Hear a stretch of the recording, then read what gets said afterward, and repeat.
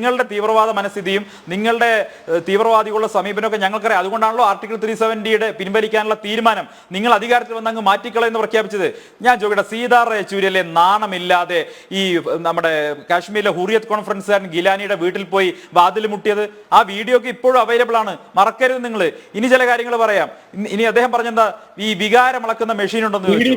വികാരമളക്കുന്ന machine ഞങ്ങളുടെ കൈവശം എന്തായാലും ഇല്ല. വികാരങ്ങളും വിക്ഷോഭങ്ങളും ഒക്കെ അളക്കുന്ന മെഷീൻ കണ്ടുപിടിച്ചിട്ടുള്ളത് CPM ആണ്. ഞാനൊന്ന് പൂർത്തിയാക്കട്ടെ.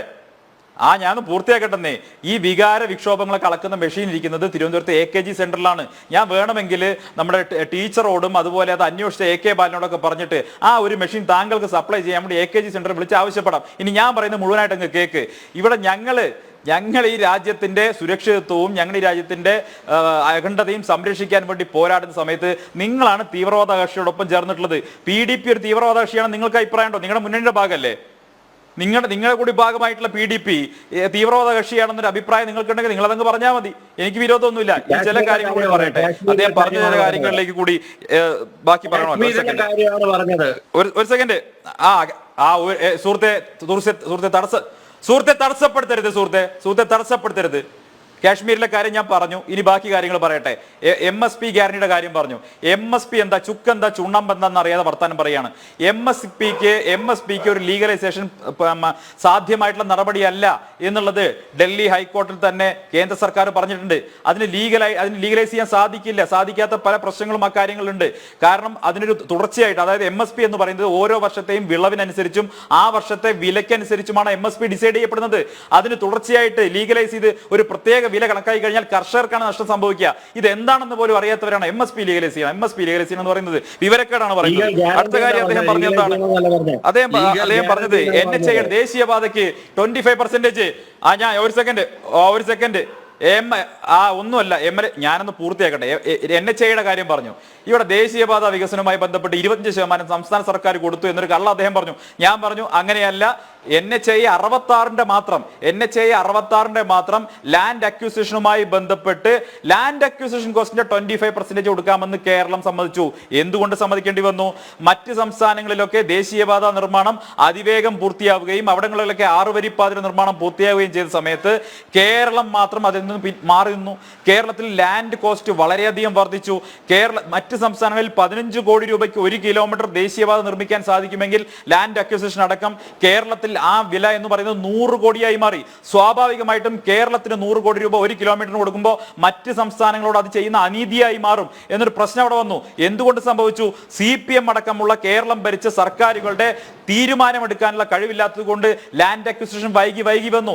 അവസാനം കേന്ദ്ര സർക്കാർ സംസ്ഥാന സർക്കാരുമായി ചർച്ച ചെയ്ത് സംസ്ഥാന സർക്കാർ ഒരു ഓഫർ വെച്ചു. ഞങ്ങൾ 25% ലാൻഡ് അക്വിസിഷന് നിർവഹിക്കാമെന്ന് പറഞ്ഞ ശേഷം പിന്നീട് എന്തുണ്ടായി?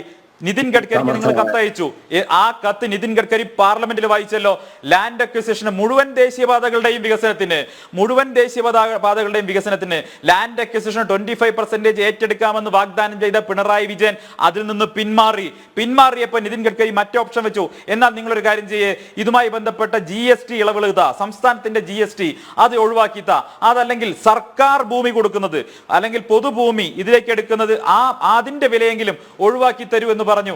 ഇത്തരം സാഹചര്യങ്ങളുടെ ചർച്ച നടത്തി കേരളത്തിൽ എങ്ങനെയെങ്കിലും ദേശീയപാത വികസിക്കണമെന്ന് ആഗ്രഹമുള്ളത് കൊണ്ട് കേരളത്തിന് വേണ്ടി 65,000 കോടി രൂപയാണ് NH 66ന്റെ വികസനത്തിന് വേണ്ടി മാത്രമായി കേന്ദ്ര സർക്കാർ കൊടുത്തത്. അതുകൊണ്ട് നിങ്ങൾ എത്ര കള്ളം പറഞ്ഞാലും നിങ്ങൾ അത് വിജയിക്കാൻ പോകുന്നില്ല. ജനങ്ങൾക്ക് വസ്തുതകൾ ബോധ്യമുണ്ട്. മരുമകൻ കയറി തലശ്ശേരി മാഹി ബൈപ്പാസിന്റെ മുകളിൽ കയറി ടീഷർട്ടും ബർമുടയും ഇട്ട് ഫോട്ടോ എടുത്താൽ അത് അമ്മായിയപ്പന്റെ പണം കൊണ്ടുണ്ടാക്കിയത് പറഞ്ഞാൽ കേരളത്തിലെ ഒരു ജനവും വിശ്വസിക്കാൻ പോകുന്നില്ല. അടുത്ത കാര്യം അദ്ദേഹം പറഞ്ഞ അദ്ദേഹത്തിന്റെ കൂട്ടുകാരൻ കോട്ടയത്ത് നിന്ന് പോയി കൽക്കട്ടയിലേക്ക് റബ്ബർ കൊണ്ട് പോയപ്പോൾ ടോളിൽ 45,000 രൂപ ആയി എന്ന് പറഞ്ഞു. അത് അദ്ദേഹമാണോ കോൺഗ്രസിന്റെ പ്രതിനിധിയാണോ പറഞ്ഞത് എനിക്കറിയില്ല. പ്രിയപ്പെട്ട സുഹൃത്തെ, കോൺഗ്രസ് ഭരിക്കുന്ന കാലത്ത് ടോൾ ഉണ്ടായിരുന്നില്ല. ശരിയാണ്, ടോൾ ഒരു പക്ഷേ ഉണ്ടായിരിക്കില്ല. എന്താ കാരണം? അന്ന് പാതയുണ്ടായിരുന്നില്ല. നല്ല നിലവാരമുള്ള റോഡ് ഉണ്ടെങ്കിൽ സ്വാഭാവികമായിട്ട് ടോൾ ഉണ്ടാവും. ഞാൻ ചോദിക്കട്ടെ, കോൺഗ്രസിന്റെ കാലത്ത് കോട്ടയത്ത് നിന്നൊരു ട്രക്ക് പുറപ്പെട്ട് റബ്ബറുമായി ട്രക്ക് പുറപ്പെട്ട് കൊൽക്കട്ടയിൽ എത്തിക്കഴിഞ്ഞാൽ ഞാൻ പറഞ്ഞേ, കോട്ടയത്ത് നിന്നൊരു ട്രക്ക് കൊൽക്കട്ടയിൽ എത്തണമെങ്കിൽ എത്ര ദിവസം എടുക്കുമായിരുന്നു? വഴിനീളെ ഈ 45,000 രൂപയിലധികം വഴിനീളയുള്ള ചെക്ക് പോസ്റ്റുകളിൽ കൈക്കൂലിയായി കൊടുക്കേണ്ടി വരുമായിരുന്നു. ഇന്ന് വഴിയിൽ ഒരു ചെക്ക് പോസ്റ്റ് ഉണ്ടോ? ഒരു ചെക്ക് പോസ്റ്റ് പോലും ഇല്ലല്ലോ. GST ഏർപ്പാടാക്കി വഴിയിൽ ഒരു സ്ഥലത്ത് പോലും ഒരു ട്രക്കിന് പോലും ആ മനുഷ്യനോട് മിണ്ടാതിരിക്കാൻ പറയാം. എന്റെ വായിലിരിക്കുന്ന മുഴുവൻ കേൾക്കേണ്ടി വരും. ദയവ് ചെയ്ത് ജയരാജ്, താങ്കൾ ഞാൻ ഇടപെടുന്നോണ്ട് മറ്റു തോന്നുന്നത് താങ്കൾ സംസാരിച്ചപ്പോഴൊക്കെ അദ്ദേഹം നിശബ്ദനായി ഇരിക്കുകയായിരുന്നു. അതുകൊണ്ട് അദ്ദേഹത്തിന് പറയാനുള്ള മുഴുവൻ പറഞ്ഞു തീർക്കട്ടെ. താങ്കൾക്ക് പറയാൻ അവസരം സംസാരിക്കുമ്പോ ഇടയ്ക്കിടയ്ക്ക് തടസ്സപ്പെടുന്നത്. ഇയാൾക്ക് സമയം ഉണ്ടായിരുന്നല്ലോ, ഇയാൾ ഉള്ള സമയത്ത് സംസാരിക്കും. ഞാൻ എന്റെ കാര്യം സംസാരിക്കട്ടെ. അതിനിടെ കയറിയിട്ട് എന്റെ സമയമല്ലേ ഇത്? എന്ത് ജനാധിപത്യ മര്യാദ ഇത്? എന്ത് സഹിഷ്ണുത ഇത്?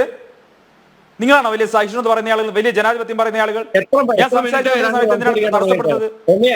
ഞാൻ പറയുന്നത് കേൾക്കാനുള്ള സഹിഷ്ണുത കാണിക്ക്. നിങ്ങളുടെ നിങ്ങൾക്ക് രണ്ടുപേർക്കുള്ള മറുപടി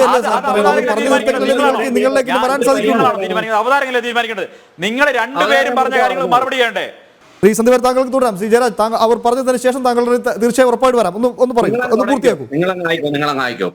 ഇവിടെ കോൺഗ്രസിന്റെ പ്രതിനിധി പറഞ്ഞ കാര്യം എന്താ? ദേശീയപാത കോൺഗ്രസ് ഭരിക്കുന്ന സമയത്ത് ജി എസ് ടിയുടെ കാര്യം ഞാൻ പറഞ്ഞു, അതിലേക്ക് വരാം. കോൺഗ്രസ് ഭരിക്കുന്ന സമയത്ത് ഓരോ സംസ്ഥാനങ്ങൾ കിടന്ന് മറ്റൊരു സംസ്ഥാനത്ത് എത്തണമെങ്കിൽ ഓരോ ദിവസവും 2 ദിവസവും 3 ദിവസവും ഓരോ വാളയടക്കമുള്ള ചെക്ക് പോസ്റ്റുകൾ കുടുങ്ങിക്കിടക്കണമായിരുന്നു ട്രക്കുകൾ. ഇന്ന് ഒരു തടസ്സവും ഇല്ലാതെ കൽക്കട്ടയിലെത്താം. സ്വാഭാവികമായിട്ട് ഇന്ധനത്തിന്റെ ചെലവിൽ, അതുപോലെ തന്നെ ഡ്രൈവറുടെ ബാറ്റ ചെലവിൽ എത്ര കുറവെന്ന് നിങ്ങൾ പരിശോധിക്കുക.